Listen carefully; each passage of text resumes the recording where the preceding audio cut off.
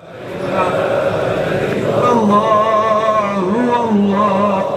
Ekber. Allahu Ekber ve lillahil hamd.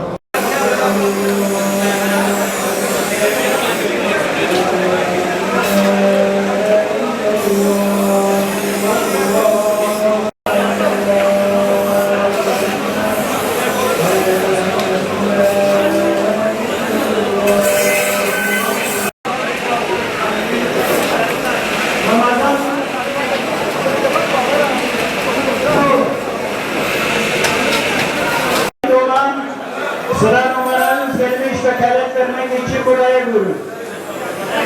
Abdülbari Duman.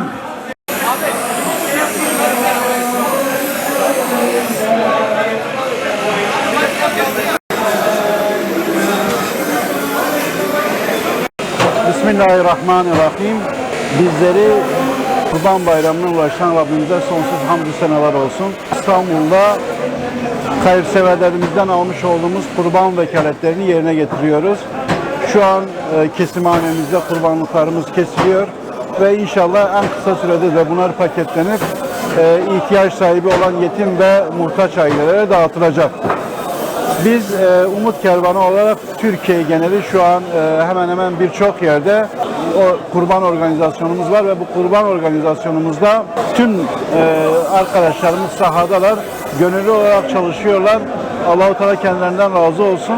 Öncelikle kurban vekaletlerini yerine getirip kurbanların kesilmesi ve sonrasında da bunların pay edilip ihtiyaç sahibi olan ailelere dağıtılması için inşallah büyük bir gayret sarf edeceğiz. Burada başta hayırseverlerimize çok teşekkür ediyorum. Allah-u Teala kendilerinden razı olsun.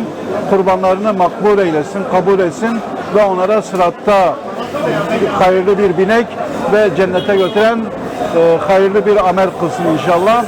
Bununla beraber çalışan tüm üye ve gönüllerimize de ben canı gönülden teşekkür ediyorum. Bu güzel günde kendi işlerinden vazgeçerek gelip Allah rızası için kurbanlıkların kesilmesi ve dağıtılması konusunda gayret sarf ediyorlar. Buradan bir İslam ümmetinin Kurban Bayramı'nı tebrik ediyoruz. Rabbim ümmete hayırlara vesile kılsın bu bayramı. Rabbim tüm hayırseverlerimizden ve çalışmalarımızdan razı olsun.